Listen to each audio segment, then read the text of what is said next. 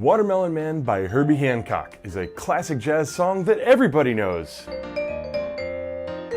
In this video, I'm going to play Herbie Hancock's original piano solo from Watermelon Man on the vibraphone, and then I'm going to break it down and analyze it a little bit afterwards. I also want to share a couple of concepts with you that occurred to me as I was putting this together. Number one, go the extra mile when learning a jazz song. Learn the bass line, learn the drum groove, learn chord voicings that are commonly used. Transcribe somebody's solo on the tune. Listen to many different versions of it. Do you know the original version? Do you know the Headhunters version, which has different chords and a different form? Do you know the Mungo Santa Maria version, which was actually much more famous at the time and turned Herbie Hancock's song into a top 10 hit? I will link all of those things in the description, plus a link to a great discussion with Herbie Hancock where he actually talks about how he wrote the tune. Number two, learning solos that are meant to be played on a different instrument from yours is a great way to extend your technique.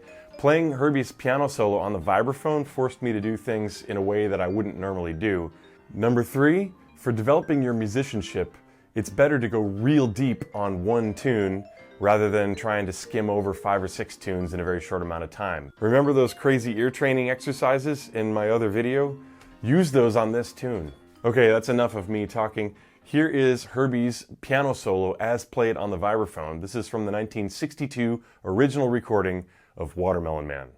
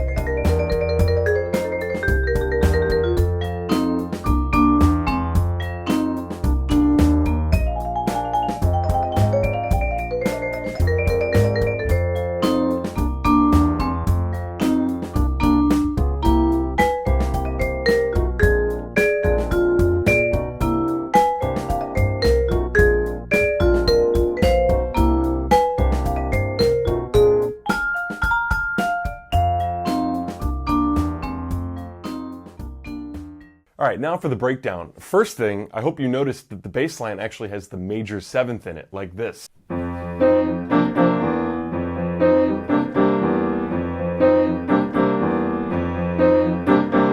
That's an important feature that people sometimes forget or they overlook or they just never checked it out in the first place. And it's something that is part of the original tune and it's worth playing. Even though Herbie himself doesn't always play that, it's good to know the original. Now, of course, this is a 16-bar blues in F, and all of the scales technically would be Mixolydian that you would use. But let's break down what Herbie actually played in his solo.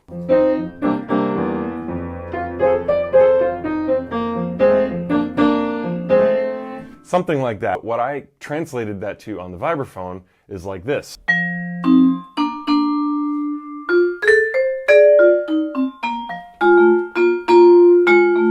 This thing right here. Now technically the chord there is F7, so if you're looking at it from a strictly theoretical perspective, it would be an F Mixolydian scale.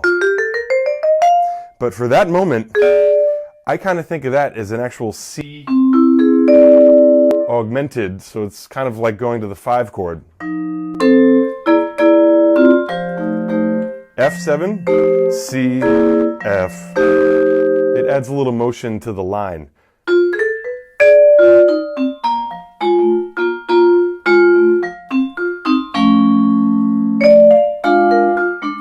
All right, let's look at that one on the piano. That chord right there is actually like the tritone substitution going to the B flat. You could look at it one of two ways. You could call it an F7 with a flat 13, or F altered, or if you change the bass note to a B, you get the B13, which is the tritone sub. And it's just a last minute addition. It adds more motion heading to that B flat 7, the 4 chord. Now this line, I didn't play the octave, I just did. So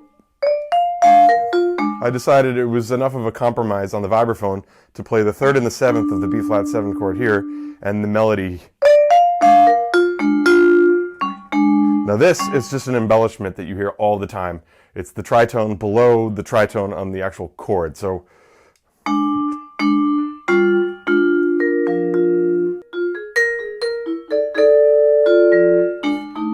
this, Herbie played something along the lines of,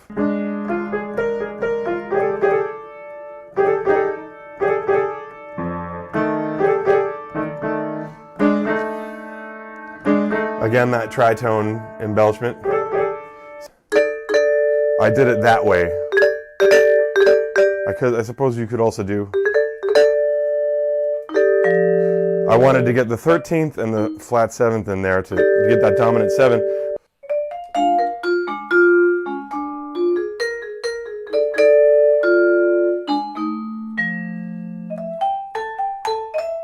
Now that part right here on the C7 chord. So then when you try to play that on the vibraphone. Yeah, so this is more melodic than this, but technically is a little bit more problematic for me. I suppose I could try it.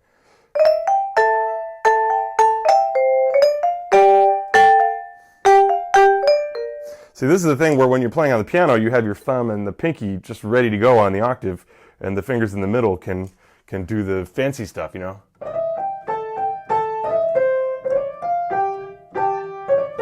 But that's one example of where on the vibraphone you have to kind of plan it out a little bit more or develop the technique.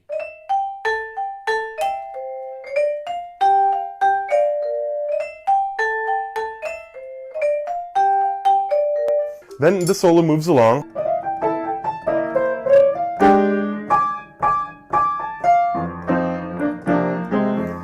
Again, we have this tritone, the A flat and the D. Remember I said on the first part, or whatever, on the very first phrase, that to me sort of sounds like a C7. And the chord in that bar is actually a B flat 7. It's going to go.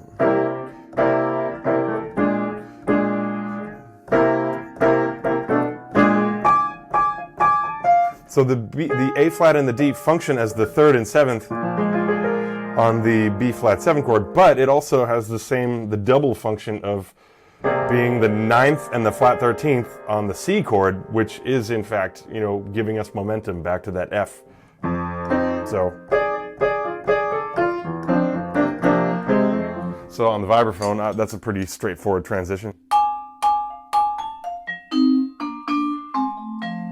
Okay, the next chorus, where Herbie plays this.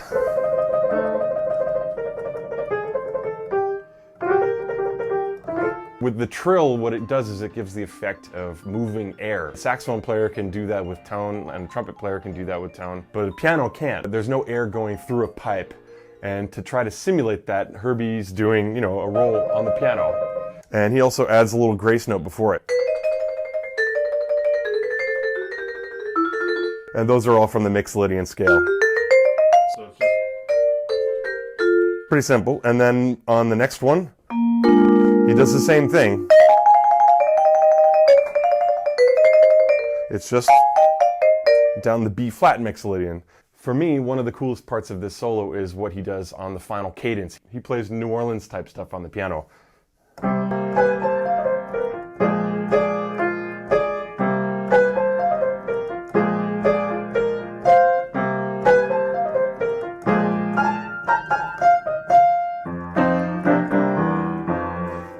So that's pretty easy to try to translate onto the vibraphone too. This is what it sounds like.